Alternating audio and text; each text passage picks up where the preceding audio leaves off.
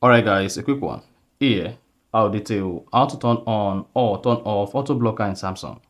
So if you want to turn on or turn off auto blocker on your Samsung phone, here's a video for you.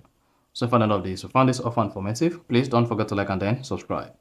Now the first thing you want to do to turn on or turn off auto blocker is open the settings app of your Samsung phone, scroll down, locate security and privacy and click on that. Or security and biometrics, click on that.